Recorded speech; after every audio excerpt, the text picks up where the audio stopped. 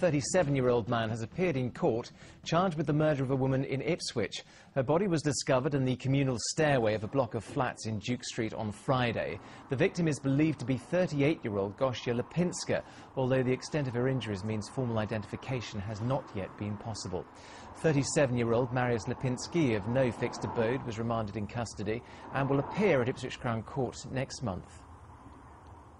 The prison service has defended a youth jail in Suffolk following criticism that it's a soft option. Newspaper reports claim Warren Hill Prison in Woodbridge is like a holiday camp and that its young inmates are allowed to order takeaways. But the prison service say Warren Hill combines tough regimes and rehabilitation, and the stories of takeaways are simply not true. The Norfolk-based charity Beat says it may have to stop supporting siblings of people with eating disorders. The charity says families of sufferers are often under great emotional strain. It offers a mentoring programme at its headquarters in Norwich, but doesn't have enough money to carry on with it. A blind woman from Great Cornard near Sudbury in Suffolk has criticised a coach company after it wanted to charge her for taking her guide dog on board. Leslie Bannister cancelled her trip to a sensory garden for the blind, but wants the company now to change its rules. Lorna Ramsey has more. Leslie Bannister and Nina go everywhere together. Leslie has been registered blind for 10 years, and Nina gives her the independence to move around freely. But when she wanted to visit the Royal Horticultural Society gardens at Wisley in Surrey, she came up against an unexpected hurdle.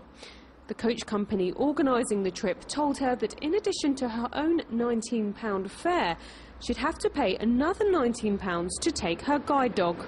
I was really very upset because I feel that they are taking far too strong a line. She's obviously a guide dog who's been well trained. She is very well behaved. And she travels very well, and other companies do make the concession that there's no problem if I take a guide dog.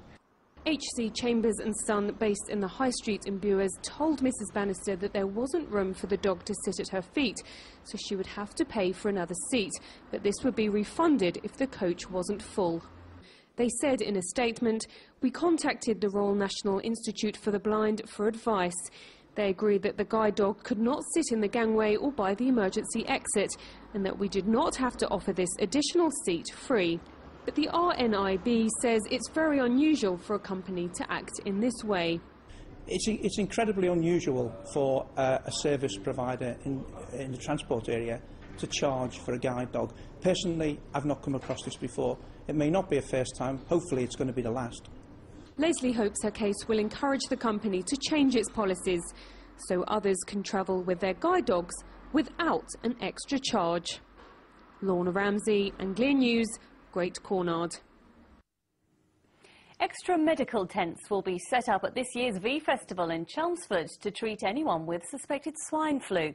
Organisers are advising festival goers who exhibit symptoms in the run-up to the event at the end of August not to attend.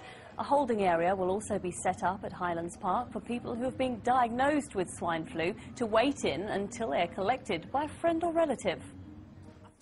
Organisers of the Lowestoft Air Festival have raised over £100,000 in donations. Visitors to the 13th Air Show last week were urged to donate £2 each to ensure the show's survival. Nearly £120,000 was raised, an increase of almost 50% from last year. Around 500,000 watched the displays from the seafront. Well, today is the second day of competition at the Special Olympics. The Games are being held in Leicester, not too far to go for the dozens of competitors from our region. And one competitor from Dis in Norfolk is particularly keen to win a medal in Boccia, a form of bowls. Donovan Blake reports.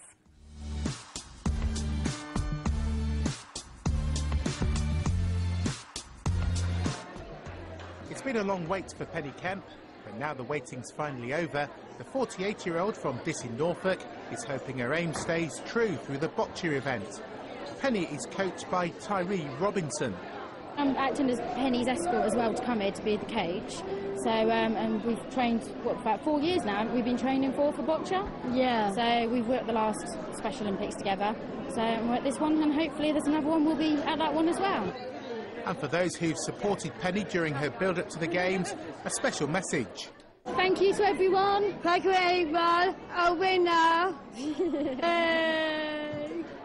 The blue balls were landing nicely for Penny early in this contest with Derek Kettlebridge of Yorkshire and Humberside. And although her opponent just shaded it by one shot, just the enjoyment of competing was there for all to see. Jonathan Blake, Anglia News.